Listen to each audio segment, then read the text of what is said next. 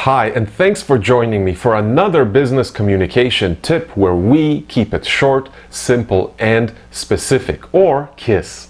In this video tip, I'm going to summarize for you the spin selling method developed by Huthwaite International.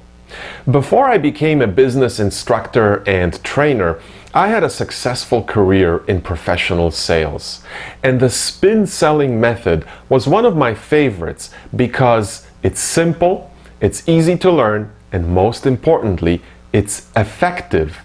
And I want to share it with you because I'm confident that it will help make you more effective when you're having conversations with potential customers. The spin selling method is a method or a sequence of questions to be asked during a conversation with a potential customer. SPIN is an acronym for 4 types of questions. S stands for situation questions. P stands for problem questions. I stands for implication questions. And N stands for need-payoff questions. And another word for need-payoff is reward. But we're gonna stick to SPIN. So let's begin with the first type of questions, or situation questions.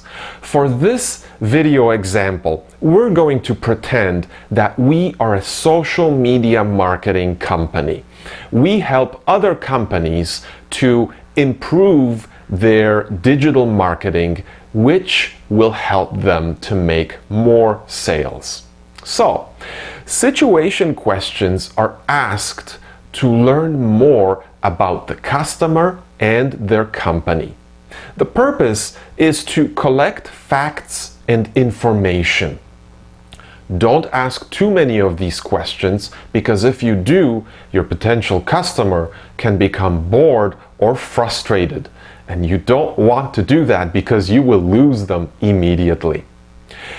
Make sure that each of your questions has a purpose.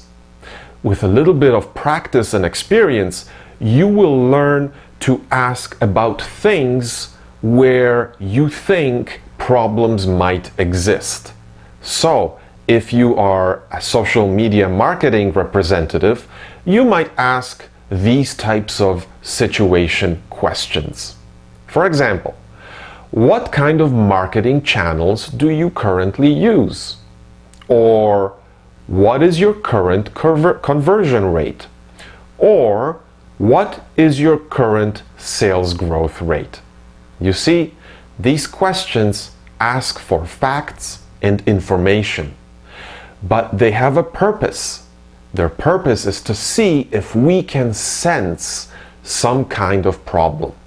As soon as we think there might be a problem somewhere, we move to problem questions. We should always have more problem questions than situation questions. And the purpose of asking problem questions is to learn more about your potential customers' problems, difficulties, challenges, or areas of business that the customer is not happy with.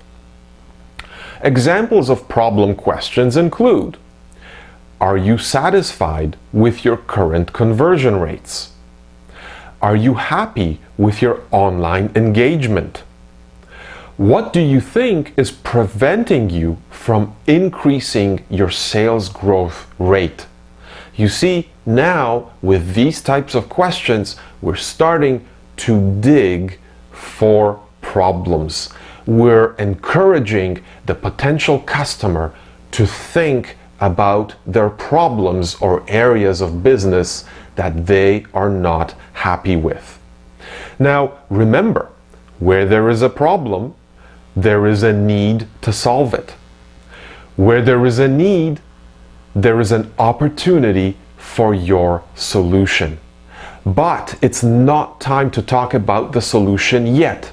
First, we must ask implication questions. And the purpose of asking implication questions is to make a small or hidden problem or just a difficulty appear larger and more serious in your potential customer's mind by talking about how these problems affect the other areas of the company or even possibly the success of the company in the future. Some examples of implication questions include: could you be losing customers to your competition because your online engagement is not high enough? Or are your low conversion rates preventing your company from growing faster? Or will this slow down your product development? You see, they're magnifying a small or hidden problem by getting your potential customer to think bigger. Finally, we ask need-payoff questions. These are positive questions because they encourage your potential customer to think about what would happen if their needs are satisfied, or what would happen if their problems go away. And need-payoff is the same as a reward. So we're basically asking questions about rewards that they potentially could get and how they would positively affect the future of their company. And examples of need-payoff questions include: what would happen if you could increase your conversion rate? Or what would be the benefit of increasing customer engagement?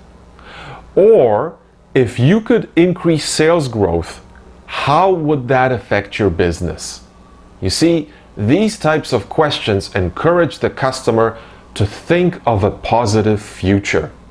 And that is very helpful to you as a salesperson or a business development person because it reduces the barriers that a potential customer might have to considering your solution. It also could reduce the potential for a price objection. Because you've built up the problem, now the customer should be ready to solve it.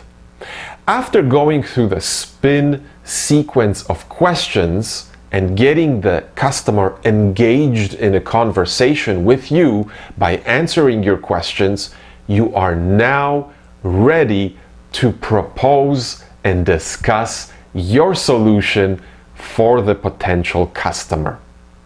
It's time now to try to close the sale. I hope this summary of the spin selling method was useful for you, and if you're interested in more details, just Google or look up Spin Selling Huthwaite International. I hope this tip was useful for you, and as always, if you have any comments or questions, please make sure to post them in the comments section of the video.